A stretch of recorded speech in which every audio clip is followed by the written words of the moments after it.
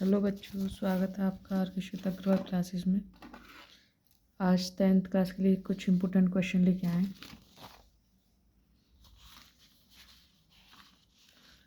जल्दी जल्दी एक बार रिवाइज कर लेना, पूरी साइंस रिवाइज हो जाएगी तुम्हारी, फिजिक्स केमिस्ट्री दोनों। Question 1, Fe2O3 + 2Al gives us Al2O3 + 2Fe। ऊपर दी गई अभिक्रिया किस प्रकार की है? तो सभी को पता है Al क्या कर रहा है, यहाँ से Fe2O3 से Fe को निकाल रहा है, तो ये क्रिया कैसी है? विस्थापन। नेक्स्ट देखो, कोई विलयन लाल लिटमस को नीला कर देता है। लाल लिटमस को जो नीला करता है वो क्या होते हैं? क्षार। और क्षार का पीएच वैल्यू हमेशा कितना होता है? क्षार का पीएच वैल्यू होता है 7 से ज़्यादा। तो 7 से ज़्यादा है तो इसका पीएच संभवतः कितना होगा? 10, क्योंकि 7 से कम तो अम्ल होते हैं। निम्न में से कौन सा युगल विस्थापन अभिक्रिया करता है? तो ये ही कर सकता है ना, क्योंकि जो CU है वो AgNO3 से क्या है? ज़्यादा क्रियाशील है, तो ये Ag को यहाँ से निकाल देगा। कॉपर तो NaCl से Na को निकाल नहीं सकता क्योंकि कम क्रियाशील है, ये ज़्यादा क्रियाशील है।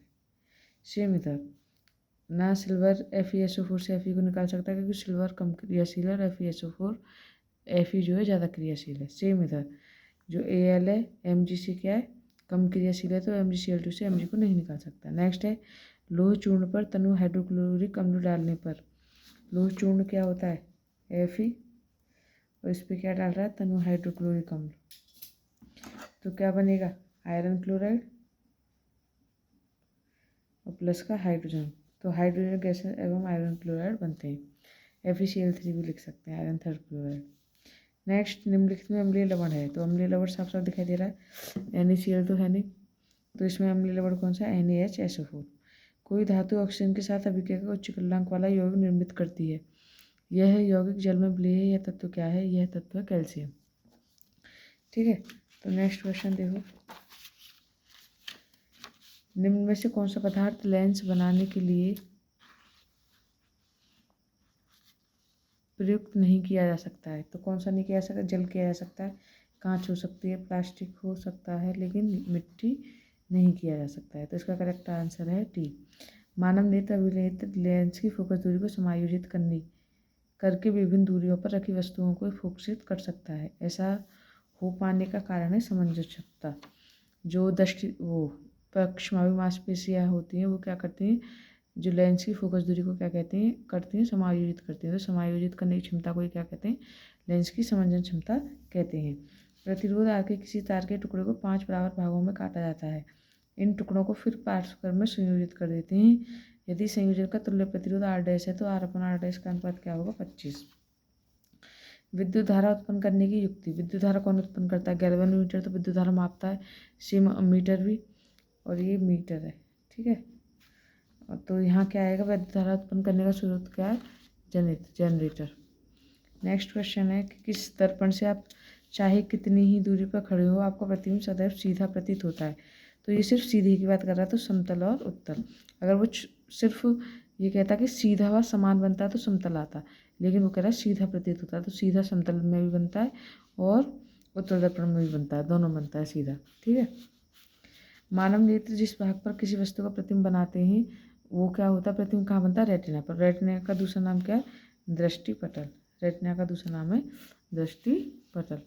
नेक्स्ट है, निम्नलिखित में से कौन सा पद वैद्युत परिपथ में वैद्युत शक्ति को निरूपित नहीं करता है? तो I² करता है, VI करता है, V² करता है, तो इसका आंसर है IR²। ठीक है, नेक्स्ट क्वेश्चन देखो,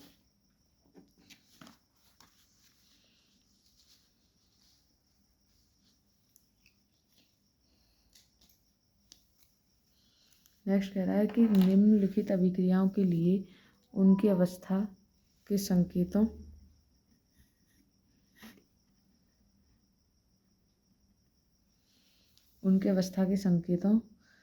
के साथ संतुलित रासायनिक समीकरण लिखिए। संकेत भी लिखने हैं, समीकरण भी लिखने हैं। तो पहला कह रहा है कि जल में बेरियम क्लोराइड, यानी जल में क्या है? Barium chloride. बेरियम क्लोराइड क्या होता है? BaCl2, और इसका जलीय विलयन है, तो ब्रैकेट में क्या लिख देंगे? Aq। तथा सोडियम सल्फेट, सोडियम सल्फेट का क्या बनेगा? Na2SO4, ये भी विलयन है, तो ब्रैकेट में क्या लिख देंगे? Aq। अभिक्रिया करके सोडियम क्लोराइड का विलयन तथा घुलनशील बेरियम सल्फेट अवक्षेप बनाते हैं। तो बन क्या रहा है? एक तो NaCl बन रहा है, विलयन है तो Aq, और अघुलनशील बेरियम सल्फेट BaSO4। अवक्षेप है तो एरो से नीचे दिखा देंगे, ठीक है। और अवक्षेप क्या होता है, अघुलनशील सॉलिड फॉर्म में होता है।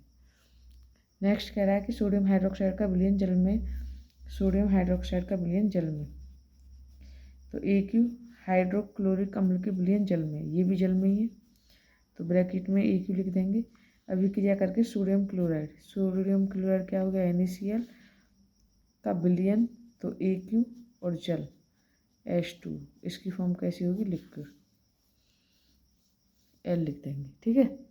नेक्स्ट क्वेश्चन है, निम्नलिखित अभिक्रिया के लिए पहले शब्द समीकरण लिखो तथा उसके बाद संतुलित समीकरण लिखिए। तो तनु सल्फ्यूरिक अम्ल दानेदार जिंक, यानी जिंक किससे क्रिया कर रहा है, सल्फ्यूरिक अम्ल से। पहले अभिक्रिया लिखनी है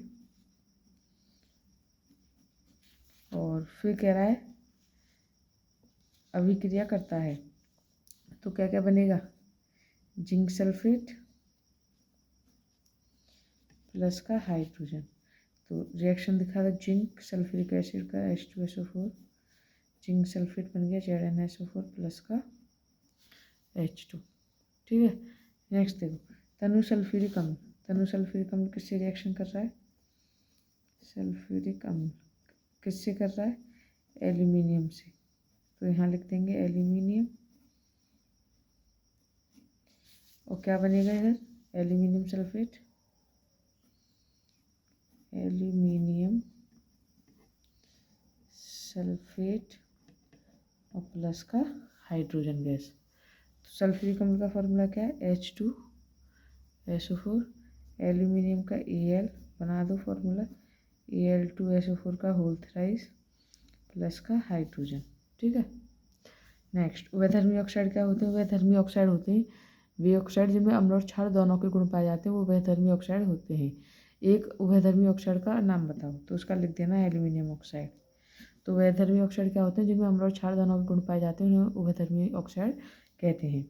समजातीय श्रेणी क्या है, कि किसी भी क्रियात्मक समूह यौगिक को या कार्बनिक यौगिक को उसके अणुभार, सुन लो दोबारा, जैसे कोई भी क्रियात्मक समूह जैसे OH है या कोई भी है, यानी कोई भी समूह है, कोई भी कार्बनिक यौगिक है, ठीक है, उसी अणुभार के, उसी समूह के अणुभार के बढ़ते हुए क्रम में रख दें या घटते हुए क्रम में रख दें, तो जो श्रेणी बनती है वो होती है समजातीय श्रेणी या सजातीय श्रेणी। जैसे देखें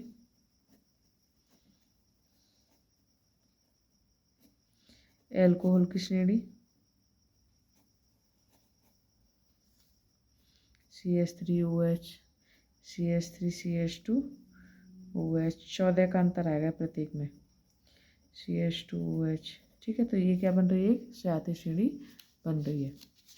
नेक्स्ट क्वेश्चन देखो,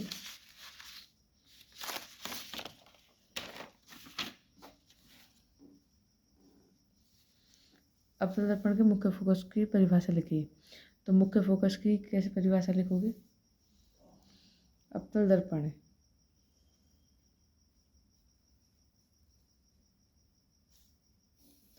तो फोकस की डिफाइन लिखेंगे कि मुख्य अक्ष के समांतर चलने वाली प्रकाश किरणें, है ना। अवतल दर्पण की मुख्य फोकस की डिफाइन कैसे लिखोगे, मुख्य अक्ष के समांतर चलने वाली प्रकाश किरणें परावर्तन के पश्चात मुख्य अक्ष के जिस बिंदु से पर काटती हैं या जिस बिंदु पर जाकर मिलती हैं, वही क्या होता है, अवतल दर्पण का मुख्य फोकस होता है। तो डिफाइन वैसे लिखोगे कि मुख्य अक्ष के समांतर चलने वाली प्रकाश किरणें परावर्तन के पश्चात मुख्य अक्ष के जिस बिंदु पर जाकर मिलती हैं, वही बिंदु क्या होता है, वही बिंदु मुख्य फोकस होता है। कोई अवतल दर्पण आपके सामने 10 सेंटीमीटर दूरी पर रखी किसी वस्तु का, यानी वस्तु की दूरी कितनी दे दी, दर्पण है, और दर्पण हो या लेंस हो, वस्तु हमेशा नेगेटिव ही रहती है, 3 गुना आवर देती, यानी जब 3 गुना 4 गुना बोले तो उसे तो m बराबर मान लेना 3।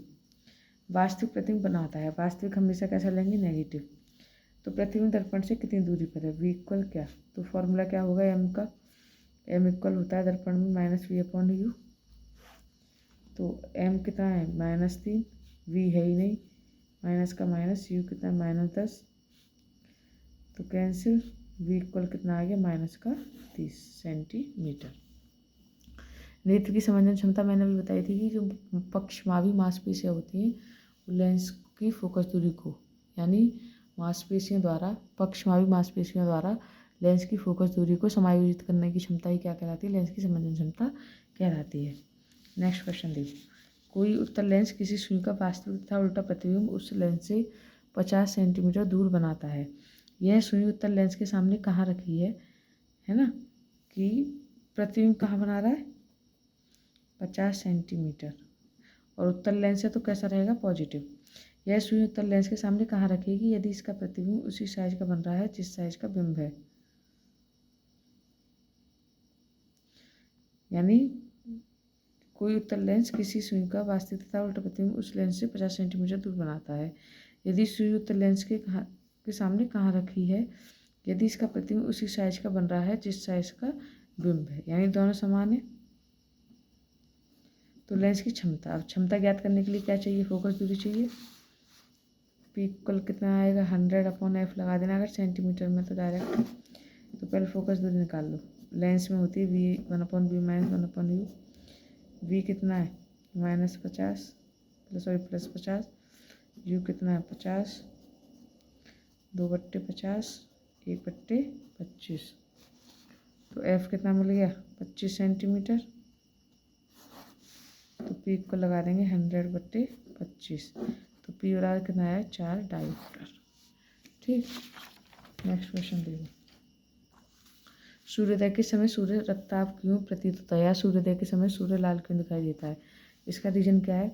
इसका रीजन है प्रकाश का प्रकीर्णन। प्रकाश के प्रकीर्णन के कारण सूर्योदय के समय, सूर्योदय और सूर्यास्त के समय सूर्य लाल दिखाई देता है। क्योंकि होता क्या है कि जैसे ये कोई व्यक्ति है, सूर्योदय और सूर्यास्त के समय जो सूर्य की मनुष्य से, पृथ्वी से दूरी होती है वो अधिक होती है। जब दूरी, और दोपहर में सूर्य कैसा रहता है? ऐसा लगता है कि सिर के ऊपर ही है। यानी दोपहर में सूर्य की दूरी मनुष्य के नेत्र से यानी पृथ्वी से कम होती है, और सूर्योदय और सूर्यास्त के समय दूरी ज़्यादा होती है, जिसकी वजह से जो सभी रंगों का प्रकीर्णन अधिक हो जाता है और जो लाल रंग है उसका प्रकीर्णन कम हो पाता है। यानी लाल रंग की जो तरंगदैर्घ्य होती है वो सबसे अधिक होती है, सबसे कम प्रकीर्णित होती है। इस वजह से सूर्योदय और सूर्यास्त के समय सूर्य कैसा दिखाई देता है? लाल दिखाई देता है। एक कूलम आवेश की रचना करने वाले इलेक्ट्रॉन की संख्या परिकलित कीजिए। यानी क्यू कितना दे रखा है? 1 कूलम। इलेक्ट्रॉनों की संख्या पूछा है तो क्यू बराबर कितना लगा देंगे? यानी तो अब क्यू कितना है? 1।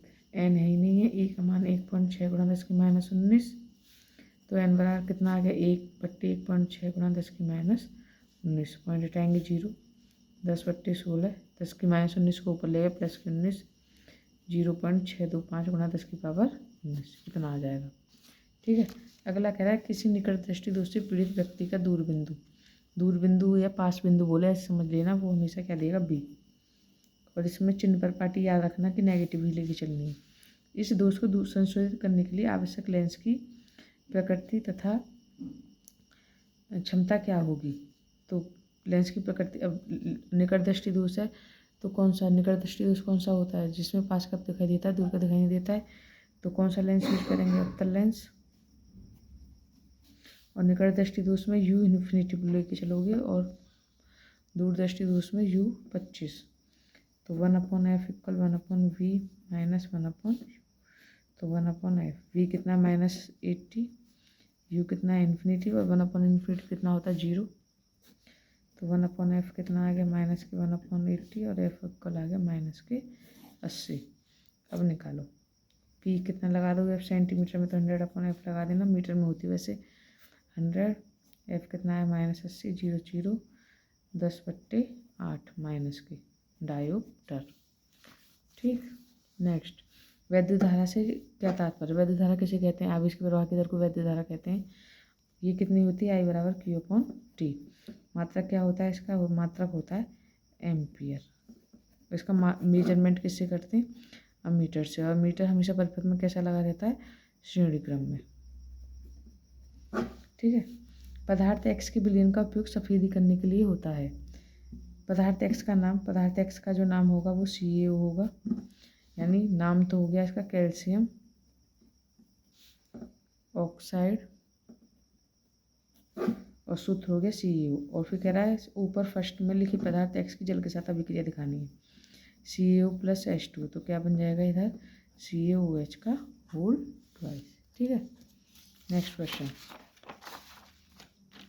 निम्नलिखित में से अम्लों तथा क्षारकों की पहचान कीजिए।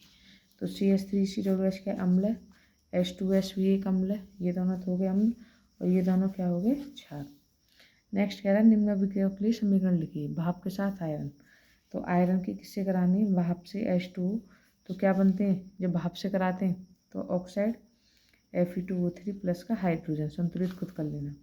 जल के साथ कैल्शियम तथा पोटेशियम, तो कैल्शियम की किससे करानी है HOH और सेम पोटेशियम की भी करानी है HOH से, तो क्या बनेंगे हाइड्रोक्साइड COH का होल ट्वाइस और KOH प्लस का H2।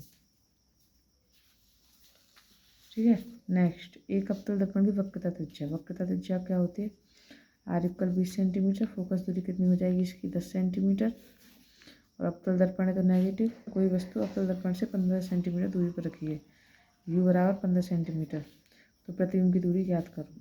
तो 1/f = 1/b, दर्पण में प्लस होता है तो f कितना हो गया -10, v का v, u कितना हो गया -15, सॉल्व करो, -1/10 प्लस के 1/15 = 1/b, एलसीएम कितना आ जाएगा 30, तो कितना आ गया 3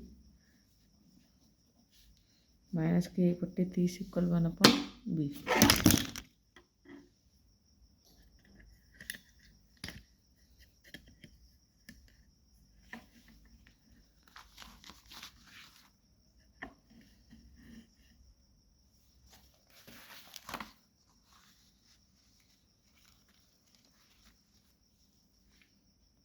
तो v इक्वल आ जाएगा -30। नेक्स्ट क्वेश्चन देखो, 4 ओम, 8 ओम, 12 ओम, 24 ओम प्रतिरोध की 4 कुंडलियों को कैसे संयोजित करें कि इस संयोजन से फर्स्ट अधिकतम और न्यूनतम प्रतिरोध प्राप्त हो सके। तो अधिकतम प्राप्त करने के लिए श्रेणी क्रम में जोड़ते हैं। फर्स्ट अधिकतम के लिए किस में जोड़ोगी, श्रेणी क्रम में, और श्रेणी क्रम में फॉर्मूला क्या होता है, ये होता है R = R1 + R2 + R3, 4 हैं तो प्लस का कितना हो जाएगा R4, R1 कितना 4, R2 8, 12, 24 कितना हो गया 8 4 12, 12 12 24, 24 24 48 ओम। और न्यूनतम के लिए हमेशा किस में जोड़ते हैं, समांतर में, तो समांतर में फॉर्मूला क्या होगा 1/R = 1/R1 + 1/R2 + 1/R3 + 1/R4, तो 1/R = R1 कितना है 1/4, 1/8, 1/12 और 1/24, इनका एलसीएम लेकर इसे आगे सॉल्व कर देना। ठीक है। नेक्स्ट क्वेश्चन देखो, निकट दृष्टि दोष क्या है, निकट दृष्टि दोष क्या है, निकट दृष्टि दोष सुनो ध्यान से, निकट दृष्टि दोष में निकट का तो साफ दिखाई देता है लेकिन दूर का साफ दिखाई नहीं देता है। इसका कारण निवारण लिखना है और संक्षिप्त वर्णन, यानी निकट दृष्टि दोष में निकट का साफ दिखाई देगा दूर का नहीं, और दूर दृष्टि दोष में दूर का साफ दिखाई देता है निकट का नहीं। अब देखो, अगर नेत्र स्वस्थ है तो प्रतिबिंब कहाँ बनेगा, स्वस्थ नेत्र के लिए रेटिना पर, लेकिन इसमें कारण दोष क्या हो गया कि जो प्रतिबिंब है वो कहाँ बन रहा है, वो रेटिना से पहले बन रहा है। तो इसका कारण है फर्स्ट कि नेत्र गोलक की त्रिज्या का बढ़ जाना, त्रिज्या कैसी हो गई, बढ़ गई है, तथा फोकस दूरी का घट जाना, इतना लिखोगे। फिर लिख देना जिससे प्रतिबिंब रेटिना से पहले ही बन जाता है। फिर जब लेंस यहाँ रेटिना पे किरणें फोकसित नहीं हो पा रही हैं तो इसके लिए कौन सा लेंस यूज करेंगे, निवारण में अवतल लेंस, निवारण में क्या यूज करेंगे, अवतल लेंस का प्रयोग करते हैं, और ये क्वेश्चन हर साल आते हैं। नेक्स्ट, एक दीर्घदृष्टि दोष युक्त नेत्र का निकट बिंदु, मैंने पहले बताया निकट या दूर बोले तो b 1 मीटर है, सेंटीमीटर में कितना हो जाएगा -100 सेंटीमीटर। इस दोष को संशोधित करने के लिए आवश्यक लेंस की क्षमता पूछ रहा है, p इक्वल क्या, तो फोकस दूरी निकालनी भी पड़ेगी। यदि सामान्य नेत्र का निकट बिंदु 25 सेंटीमीटर, u कितना दे दिया 25 सेंटीमीटर, तो पहले f निकाल लो। लेंस में क्या होता है 1/v - 1/u, तो v कितना है -100 minus minus plus 25, 1/f equal LCM आ गया 100 माइनस 1, 25 चौका 100, 1/f 3/100। तो f इक्वल कितना आ गया 100/3। तो p निकाल दो सेंटीमीटर में कितनी हो जाएगी 100/f, p equal 100/100/3 cancel, p equal कितना आ गया 3 डायोप्टर। नेक्स्ट, एक तार में 2.5 एम्पीयर की धारा प्रवाहित हो रही है। आई कितना दे दिया 2.5 एम्पीयर और टाइम कितना है 20 मिनट। सेकंड में कितना हो जाएगा 20 × 60 1200 सेकंड, है ना। तो इलेक्ट्रॉन की संख्या पूछा है, तो इलेक्ट्रॉन की संख्या निकालने के लिए पहले क्यू निकालना पड़ेगा। तो क्यू इक्वल IT, तो आई कितना 2.5 और टी कितना 1200। क्यू आ गया यहाँ से, सॉल्व कर लो, पॉइंट हटा दे, 1 0 आ गई। तो 25 12 पंजे 60, 6 12 दूनी 24 और 6 30, 3000 आ गए। क्यू बराबर कूलम। अब इलेक्ट्रॉन की संख्या निकालनी है, तो क्या लगा दो, क्यू बराबर है नहीं, क्यू कितना 3000, एन का एन, ई का मान कितना होता है 1.6 × 10⁻19। अब इसे आगे सॉल्व कर लेंगे, आंसर आ जाएगा।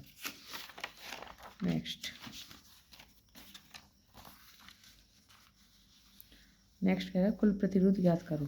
तो देखो इनको कंसीडर कर लो R1 R2 R3 R4। तो ये तुम्हें पता है, यहाँ से इन दोनों में धारा समान जाएगी, इन दोनों में धारा समान जाएगी। तो कैसे लिखोगे कि R1 व R2 किस में है, श्रेणी में है। तो R डैश कितना आ जाएगा R1 + R2, R dash equal कितना आ गया 3 + 3, R डैश मान लो 6 ओम। सेम R3 व R4 किस में है, श्रेणी में है। तो R डबल डैश कितना आ गया R3 + का R4, R डबल डैश हो गया 2 + 2, R डबल डैश कितना आ गया 4 ओम। अब सर्किट कैसा बन गया, इन दोनों का एक बना लिया, कितने का आया वो 6 ओम का। सेम नीचे वालों का एक बना लिया, कितने का आया वो 4 ओम का। और ये बैटरी कितने की है 10 वोल्ट की। अब ये दोनों कौन से क्रम में है, ये R डैश है R डबल डैश। तो कैसे लिख देंगे R डैश व R डबल डैश किस में समांतर में है। तो 1/r इक्वल कितना हो गया 1/r dash plus 1/r double dash. तो 1/r डैश कितना है 6, 1/r डबल डैश कितना है 4। अब इसका एलसीएम लेके इसे सॉल्व कर देंगे, R निकल के आ जाएगा। दूसरा पूछा परिवर्तन प्रवाहित धारा, वोल्ट है और R हम वहाँ से निकालेंगे। तो R इक्वल कितना आ जाएगा V/I, तो I इक्वल कितना आ जाएगा V/R। V कितना है 10, R तुम यहाँ से निकाल ही लोगे, सॉल्व हो जाएगा। नेक्स्ट कह रहा है कि निम्न अभिक्रियाओं के लिए संतुलित रासायनिक समीकरण लिखिए। तो कैल्शियम हाइड्रोक्साइड का क्या होता है CaOH का whole twice, carbon dioxide CO2, calcium carbonate CaCO3 plus का H2O, ऑटोमेटिकली संतुलित है। Next zinc Zn, silver nitrate का क्या लिखोगे AgNO3, जिंक नाइट्रेट ZnNO3 का होल ट्वाइस प्लस का Ag। देखो NO3 का यहाँ कम्प्लीटली 2 है, तो यहाँ आगे से 2 कर देंगे। Ag का कितना हो गया 2, तो 2 का मल्टीप्लाई। निम्न को पूर्ण करो, Na2CO3 से क्या बन रहा है NaSCO3 आती है, ये इम्पोर्टेंट है। तो H2 + CO2 कर देते हैं, तो वो बन जाता है 2NaSCO3। और COH का होल ट्वाइस और Cl2, तो यहाँ तो साफ साफ पता है तुम लोगों को क्या बनेगा, COH का होल ट्वाइस और Cl2 bleaching powder, CaOCl2 plus का H2O। ठीक है, नेक्स्ट देखो एल्कोहल एवं ग्लूकोज जैसे यौगिकों में भी हाइड्रोजन होते हैं, लेकिन इनका वर्गीकरण अम्ल की तरह नहीं होता। एल्कोहल क्या होता है C2H5OH और ग्लूकोज होता है C6H12O6। अब ये कह रहा है इनमें भी हाइड्रोजन होते हैं, लेकिन इनका वर्गीकरण अम्ल की तरह नहीं होता है। एक क्रियाकलाप द्वारा इसे साबित कीजिए। तो इसके लिए क्या कर लेते हैं कि एक कंटेनर ले लेंगे और एक कंटेनर में क्या कर देंगे एल्कोहल या ग्लूकोज ले लेंगे, क्योंकि अगर अम्ल क्या होते हैं जो जलीय विलयन में H+ आयन देते हैं, अगर आयन दे रहे हैं तो ये जलीय अवस्था में वैद्युत का चालन करेंगे। तो उसमें क्या कर देंगे, उसमें बल्ब लगा देंगे, सर्किट बना देंगे कंप्लीट। फिर जब इसमें वैद्युत धारा प्रवाहित कर रहे हैं, तो इसमें क्या है जो बल्ब हम लगाएंगे वो ग्लो कर रहा है। तो इसका मतलब ये है, या समझ लो इनके विलयन में वैद्युत धारा प्रवाहित हो रही है, तो बल्ब ग्लो करेगा और इसका मतलब ये आयनों में मुक्त हो चुके हैं। और अगर बल्ब ग्लो नहीं कर रहा है तो ये आयनों मुक्त नहीं हुए, यानी कह सकते हैं कि ये अपनी जलीय विलयन में वैद्युत धारा का चालन नहीं करते हैं, इस वजह से इन्हें ये अम्ल नहीं है। ठीक है, नेक्स्ट क्वेश्चन, ए और बी के बीच तुल्य प्रतिरोध पूछ रहा है। तो R1 R2 R3 R4 तो कर दो। R1 व R2 किस में श्रेणी में है, तो R डैश कितना हो गया 1+1, यानी R डैश कितना आ गया 2 ओम। सेम R3 व R4 भी किस में श्रेणी में है, तो R डबल डैश कितना आ गया 1+1 बराबर R डबल डैश हो गया 2 ओम। तो अब ये सर्किट बना ऐसे 2 ओम 2 ओम। अब ये किस में 2 ओम व 2 ओम समांतर में है। ठीक है, तो कैसे कर देंगे 1/R बराबर 1/2 प्लस 1/2, 1/R बराबर कितना आएगा 2/2 बराबर का 1 ओम। नेक्स्ट देखो परिपथ का संपूर्ण प्रतिरोध, संपूर्ण प्रतिरोध निकाल लोगे, कैसे निकालोगे, ये दोनों किस में श्रेणी में, ऐसे लिख दो 4 ओम 2 ओम किस में है श्रेणी में है। तो R डैश कितना आ गया 4 + 2, R डैश इक्वल कितना आ जाएगा 6 ओम। अब सर्किट बनेगा ऐसे 6 ओम और इन दोनों का बना दिया 1, है ना। तो ये कितना हो गया 6 ओम और 6 ओम। अभी 6 ओम और 6 ओम किस में समांतर में है। तो 1/R equal 1/6 + 1/6 1/R double dash consider कर लेते हैं। 2/6 1/3, तो R डबल डैश कितना आ गया 3 आ गया। अब आगे देखो इन दोनों का 3 निकाल दिया ए और बी के बीच, तो सर्किट बनेगा ऐसे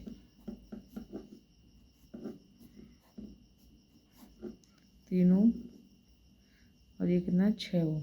अब कौन सा सर्किट है ये श्रेणी, तो R कितना हो जाएगा 6 + 3, R इक्वल आ गया 9 ओम। दूसरा कह रहा है परिपथ में धारा, परिपथ की धारा कैसे निकालोगे, जब तुम्हें एक टोटल R मिल गया और वो है तुम्हारे पास, तो R इक्वल कितना होता है V/I, है ना। तो R कितना है 9, V कितना है 20, I निकल जाएगा। अब वो कह रहा है ए और बी के बीच तुल्य प्रतिरोध, और ए और बी के बीच तुमने तुल्य प्रतिरोध निकाल चुके हैं, कितना आ चुका है वो ए और बी के बीच तुल्य प्रतिरोध आया था निकल के R डबल डैश 3 ओम। ठीक है, नेक्स्ट देखो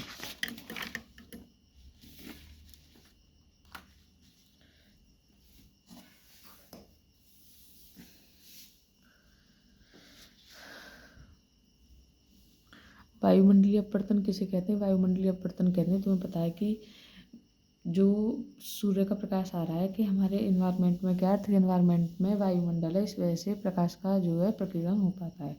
तो कहीं पर ठंडी क्षेत्र है कहीं पर गर्म क्षेत्र है, तो जहाँ ठंडे क्षेत्र है यानी जहाँ ठंडी हवा है तो वो एक सघन माध्यम की तरह व्यवहार करती है, और जहाँ गर्म क्षेत्र है वो एक विरल माध्यम की तरह व्यवहार करते हैं। तो जब प्रकाश इन सघन और विरल माध्यम अलग अलग माध्यम वाले अलग अलग अपवर्तनांक वाले माध्यम से गुजरता है तो उसका क्या हो जाता है, वहाँ से अपवर्तन हो जाता है। इसी वजह से वायुमंडलीय अपवर्तन होता है, और यही कारण है कि तारे टिमटिमाते हुए प्रतीत होते हैं, क्योंकि तारों की पृथ्वी से दूरी बहुत अधिक है। तो बहुत अधिक है तो उनका अपवर्तन बहुत अधिक मात्रा में होता है, जबकि जो ग्रहों की दूरी होती है वो बहुत कम होती है, जिसके कंपेरिजन में उनका अपवर्तन नहीं हो पाता है और उनका आकार भी, है ना। तो इस यही कारण है कि तारे टिमटिमाते हैं, ग्रह नहीं टिमटिमाते हैं। 1 किलोवाट घंटा को जूल में परिवर्तित कीजिए, तो 1 किलोवाट घंटा कितना हो जाएगा